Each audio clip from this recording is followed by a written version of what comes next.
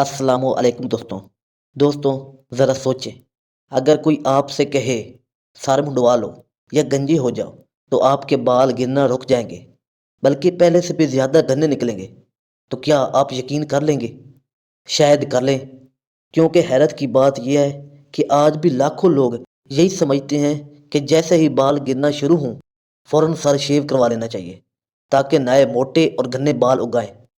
مگر سوال یہ ہے، کیا واقعی صرف اس طرح چلانے سے سر کے اندر نئی جڑیں بن جاتی ہیں، یا یہ صرف ایک پرانا مگر مشہور وہم ہے؟ آج ہم اسی غلط فہمی کی سائنسی حقیقت جانیں گے، اور آخر میں یہ بھی بتائیں گے کہ اگر واقعی بال گر رہے ہوں تو صحیح علاج کیا ہے۔ تو آئیے شروع کرتے ہیں۔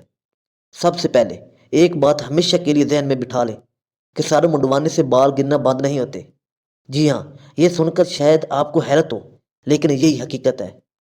اب سوال یہ پیدا ہوتا ہے، آخر اتنے لوگ اس بات پر یقین کیوں کرتے ہیں کہ سر شیو کرواتے ہی بال اگاتے ہیں؟ تو اس کا جواب بالوں کی ساخت میں چھپا ہوا ہے، یعنی بالوں کی سٹرکچر میں چھپا ہوا ہے۔ جو بال ہمیں نظر آتے ہیں وہ دراصل مردہ پروٹین سے بنے ہوتے ہیں۔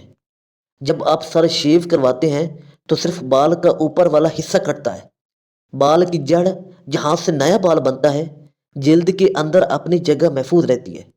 اب ذرا یہ بات سمجھیں، بال کا جو سرا باہر نظر آتا ہے وہ قدرتی طور پر باریک اور نرم ہوتا ہے، جبکہ جڑ کے قریب والا حصہ نسبتاً موٹا اور گہرا رنگ کا ہوتا ہے، یعنی بہت بلیک کلر کا ہوتا ہے۔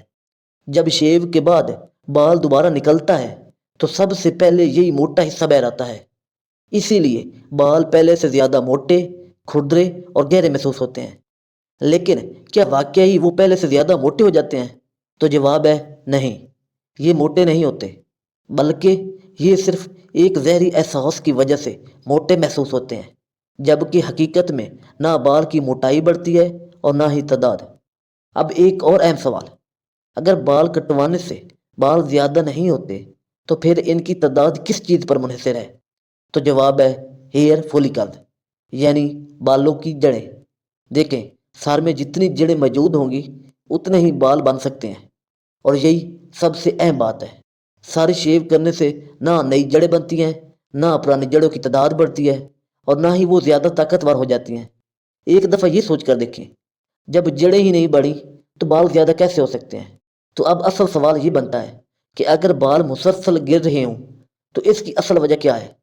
تو دیکھیں، سب سے عام وجہ ہوتی ہے موروثی گنجا پن، یعنی وہ رجحان جو خاندان سے منتقل ہوتا ہے۔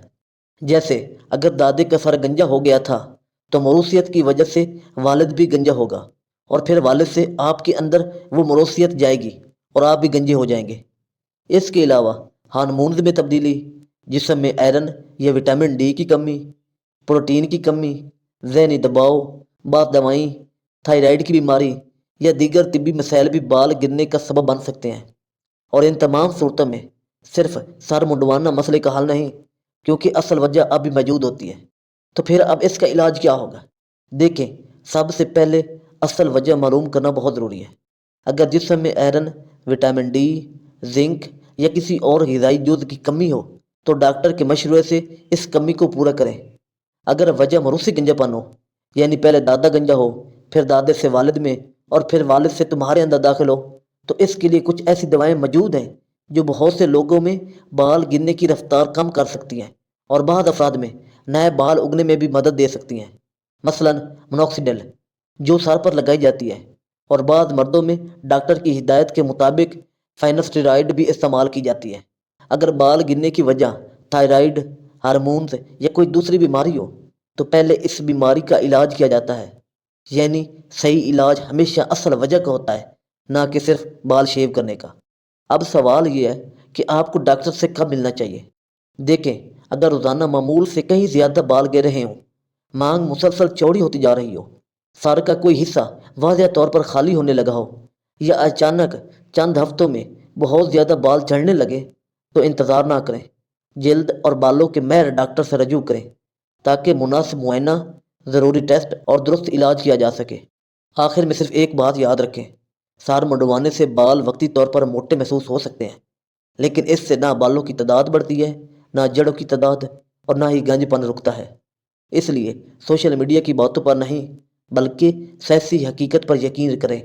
اگر آج کی ویڈیو نے آپ کی یہ غلط فہمی دور کی ہے تو اسے ضرور اپنے دوستوں اور گھر والوں کے ساتھ شیئر کریں، کیونکہ ممکن ہے وہ بھی آج تک کسی غلط فہمی میں مبتلا ہوں۔